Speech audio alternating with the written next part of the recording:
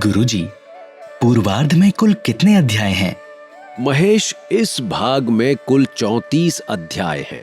31वें से 34वें अध्यायों में हमें अनुष्ठान के विधान, पाशुपत व्रत का रहस्य, उपमन्यु की कथा और उसकी भक्ति की गाथाएं मिलती हैं।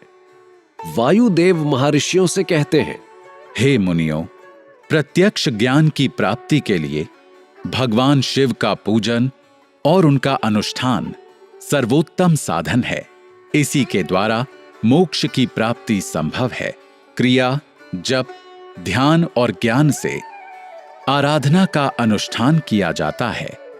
वेदों में धर्म को वर्णित किया गया है। वेदों और उपनिषदों द्वारा वर्णित कर्म परम धर्म कहलाते हैं। कहते हैं कि हर युग में भगवान शिव योगाचार्य के रूप में अवतार लेते हैं और शिव तत्व का प्रचार प्रसार करते हैं। रुद्र, दधीचि, अगस्त्य और उपमन्यु नाम के महर्षि पाशुपति व्रत की संहिता के प्रचारक हैं। इसके अनुष्ठान से शिव जी का साक्षात्कार होता है। शिव, महेश्वर, रुद्र, पितामह, विष्णु, संसार, वैद्य, सर्वज्ञ और परमात्मा, ये 8 परम कल्याणकारी कारक हैं। 32वें अध्याय में वायुदेव पाशुपत व्रत के रहस्य का वर्णन करते हैं। वायुदेव कहते हैं, ऋषिगणों, पाशुपत व्रत को करने के लिए चैत्र मास उत्तम तिथि है। गुरु पूजन कर, उनसे आज्ञा लेकर, स्नान कर, सफेद वस्त्र, यज्ञोपवीत, चंदन माला धारण करें और कुश आसन पर उत्तर की ओर मुख करके बैठें। हाथ में कुशा लेकर 3 बार प्राणायाम करें और भगवान शिव और देवी पार्वती का ध्यान करें। इच्छानुसार व्रत करने की अवधि का संकल्प लें। विधि पूर्वक हवन के लिए अग्नि स्थापना कर उसमें समिधा और चरु की आहुतियां देने से सारे पाप नष्ट हो जाते हैं। हवन के मंत्र बोलकर हवन करें। गोबर का गोला बनाकर हवन की अग्नि में डालें। चतुर्दशी को भी इसी तरह पूजन करें, लेकिन भोजन न लें। पूर्णिमा के दिन वैसे ही पूजन करें और रुद्राग्नि को बुझा दें और भस्म को धारण करें। फिर स्नान करते समय पैर धोकर आचमन करें। अग्नि इत्यादि 6 मंत्र बोलें। ओम शिव का जाप करते हुए भस्म धारण करें। त्रयायुष जमदग्नि मंत्र का जाप करते हुए मस्तक पर त्रिपुंड लगाएं। ऐसा करने से मनुष्य पशुत्व से मुक्त हो जाता है। सोने के अष्टबल का आसन बनाएं। धन न होने पर कमलासन बनाकर उस पर पंचमुख शिवलिंग की स्थापना करें। आवाहन, आसन, पाद्य, अर्घ्य, आचमन कराकर दूध, दही, शर्करा, जल, मधु आदि पंचामृत से स्नान कराएं। फिर रोली, चंदन, पुष्य, धूप दीप नैवेद्य चढ़ाएं और कमल एवं बेल पत्र से शिव पूजन करें। इसके बाद गणपति गणेश, स्वामी कार्तिकेय, ब्रह्मा एवं शिवजी की 8 मूर्तियों का पूजन करें। फिर सभी अस्त्रों के साथ अनुचरों, दिक्पाल, मरीचि एवं ब्रह्मा जी के मानस पुत्रों और गुरुजनों का पूजन करें। दूध और फल ग्रहण करें। भोजन न लें। भूमि पर ही सोएं। आर्द्रा नक्षत्र, पूर्णमासी, अमावस्या, चतुर्दशी एवं अष्टमी को उपवास करें। व्रत के समय अहिंसा व्रत रखें तथा दान करें। तीनों काल में स्नान कर भस्म धारण करें। गुरुजी, उपमन्यु की कथा क्या थी? उसका कृपया ज्ञान दीजिए। महेश, पूर्वार्ध के 33वें से 34वें अध्यायों में महर्षि उपमन्यु का वर्णन आता है। ऋषिगण को वायुदेव बताते हैं, उपमन्यु बचपन से ही परम तपस्वी थे। उपमन्यु परम तपस्वी व्याघ्रपाद मुनि के पुत्र थे। भगवान शिव की परम भक्ति के कारण ही इन्हें शिव पुत्र कार्तिक और गणेश के समान शास्त्रों और ज्ञान की प्राप्ति हुई। उपमन्यु अभी छोटे बच्चे थे। उनकी मां उनके पीने के लिए दूध का प्रबंध भी नहीं कर पाती थी। एक दिन जब उपमन्यु दूध पीने के लिए रोने लगे तो मां ने उन्हें पिसे अनाज का आटा पानी में घोल कर दिया। उपमन्यु ने उसे पीने से मना कर दिया। वो जान चुका था कि उसकी मां उसे दूध नहीं दे रही हैं। ये दूध नहीं है मां, मुझे दूध चाहिए, मैं दूध ही पीऊंगा। अपने पुत्र की बातें सुनकर माता की आंखों में आंसू आ गए। पुत्र, शिव भक्ति के बिना किसी भी वस्तु की प्राप्ति नहीं होती है। इस संसार में सब कुछ उन्हीं की इच्छा से होता है। भला हम वनों में रहने वालों को दूध कहाँ से मिलेगा?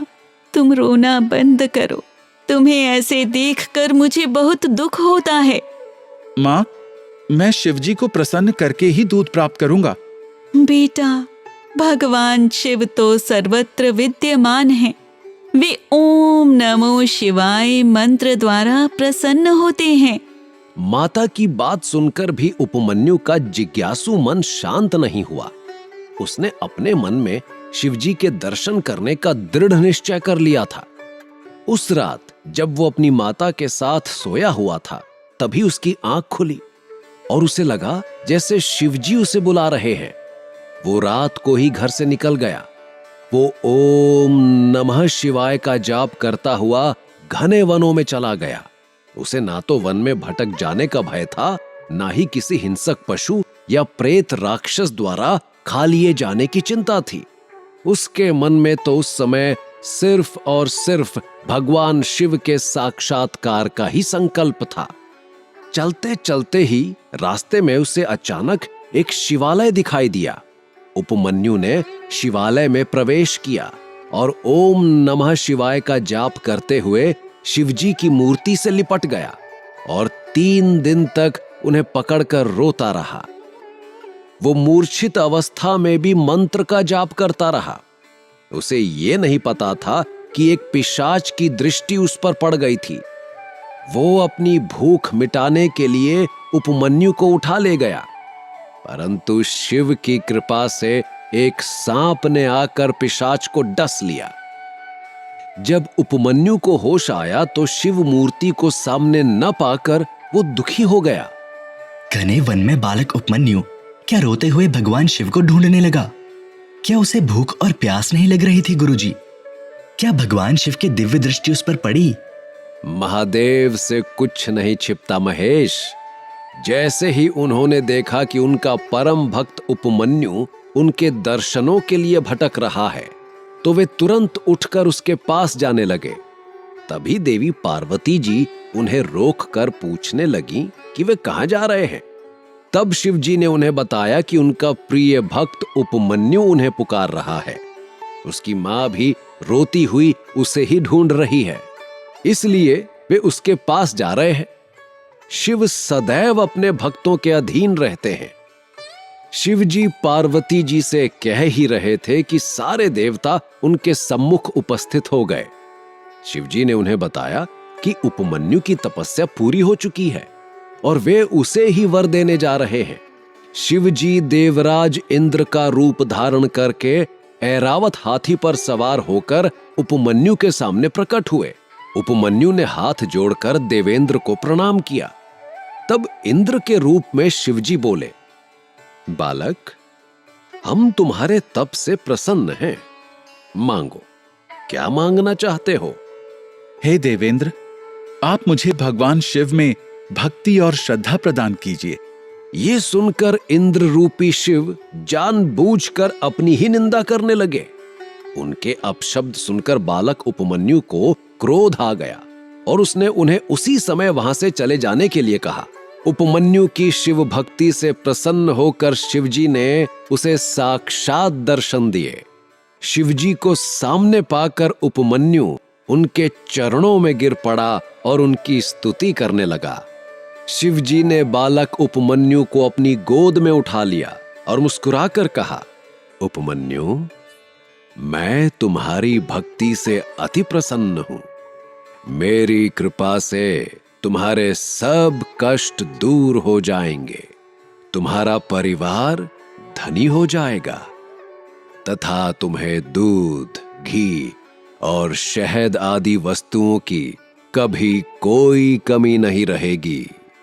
शिव पार्वती ने उपमन्यु को अविनाशी ब्रह्म विद्या, रिद्धि सिद्धि प्रदान की और उन्हें पाशुपत व्रत का तत्व ज्ञान भी दिया और सायौवन संपन्न रहने का आशीर्वाद प्रदान किया। इसके साथ वायु संहिता का पूर्वार्ध खंड संपूर्ण होता है।